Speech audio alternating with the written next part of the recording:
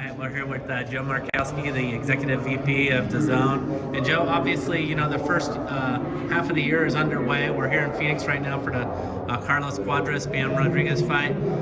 How are you feeling about the quality of Dazn's first half of 2022 as you head into it? I think it's strong. Look, we've come into the year having ended 2021 in a really strong way. We've obviously navigated a lot of COVID-related challenges. I think this show is a good example of the kind of things you have to navigate through at the moment in terms of two different changes to the main event. But we're really happy where we are. Our boxing business, as I've told you and a few of your colleagues recently, is in the strongest position it's been in for a while, or ever actually, frankly, from a financial perspective.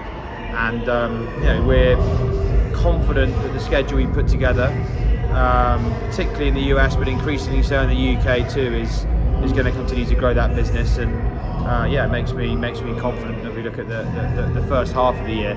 I think, to be honest, there is more to come that we're working on behind the scenes for the spring time. So the next few weeks should be pretty pivotal in getting those things closed off, and hopefully we can close off the first half of the year in a really strong way too. Yeah, I mean, we're talking about the super flyweights tonight. You're going to be in San Diego in March with Chocolatito Gonzalez against Martinez, and that's such a loaded division that can't help but be quality fights. And then I know, like you said, the UK portion of your schedule is quality. Can you do anything differently? I mean, I know you want it all to resonate in the US. Is it good enough that those UK fights are being broadcast in the afternoon in the US? Well, I think so. For a certain portion of our subscriber base, yes. There's different types of DAZN subscriber. There's the super hardcore fans, probably the people watching this content, right? They're the kind of people that watch a Saturday afternoon fight coming to the US from the UK. What I always want, and what we always want as a DAZN business, is a mix of fights that get mainstream casual boxing fans, mainstream sports fans into DAZN, and then obviously quality content to keep those guys, but also to serve the hardcore base. I think where we're always looking, what's harder to do for a business like ours is find those cut-through fights. Taylor Serrano, I think, is going to be a fight that cuts through. There's a lot of people saying, oh, women's boxing this and women's boxing that. I mean, if ticket sales are one indicator to go on, if the media turn out to media days and the volume of interest in the fight that we're seeing there from the media is anything to go on, then we're going to have a really strong night at the end of April. So I think we've got a very, very solid base schedule. The challenge now is to go and find those major, what we would call tentpole shows, that bring in a load of new subscribers and sort of act as major acquisition drivers for us. So that's what we're focused on. But I think the bedrock of the schedule has been laid with some very, very solid shows like tonight, like the start of March, like the end of April. There's a lot of content coming up on both sides of the pond. And maybe you want him to be fighting a tougher guy, but Ryan Garcia is going to be coming back in this first half. I think it's not obviously going to be the biggest Ryan Garcia fight we're ever going to do, but Ryan Garcia's been out of the ring since the 2nd of January 2021, so he's been out of the ring for a while. I think it's unfair for him to come back into a fight.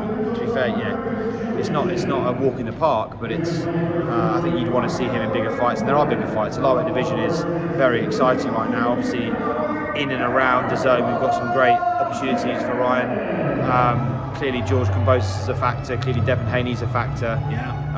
They're two fights I can see happening in the next 12 months for him. He's got to get through his next fight. Look, we haven't formally announced anything for Ryan Garcia, so we'll see how the next few days play out. But the lightweights present huge opportunity. And we were with Devin Haney last week, and I said, Devin, you should be really excited about the opportunities in the next 2 years, because outside of the heavyweights, the top of the heavyweight division, there isn't really a division that's more exciting right now with as many young, exciting fighters who seem game to fight than the lightweights. So, next couple of years, the lightweight division should be excellent. You've got another sensational fighter that's in the mix there in the first half, Virgil Ortiz. Again, maybe not fighting the best fight, but it seems like it could be a big year for him. Can DAZN do something to further, his brand? For sure. I think we're long past the days of DAZN being,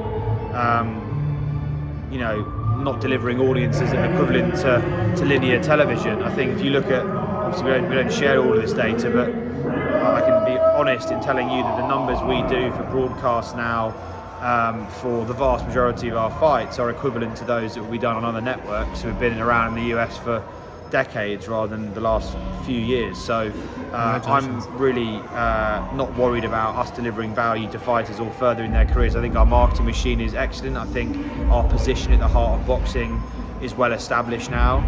I think we have a brand that resonates beyond hardcore boxing fans now. You look at our social numbers, you look at our willingness to cover the whole of the sport, not just the shows we cover. We're not the kind of network that just ignores fights that are not happening on our network. We won't ignore Fury White like I imagine some of our friends in the industry would have done if we were broadcasting that fight. So yeah, look, we've got an excellent opportunity with a number of fighters to further their careers and put them in big fights, and that is the pressure we continue to apply to our promotional partners. It's, you know, we don't want to see walk in the park fights.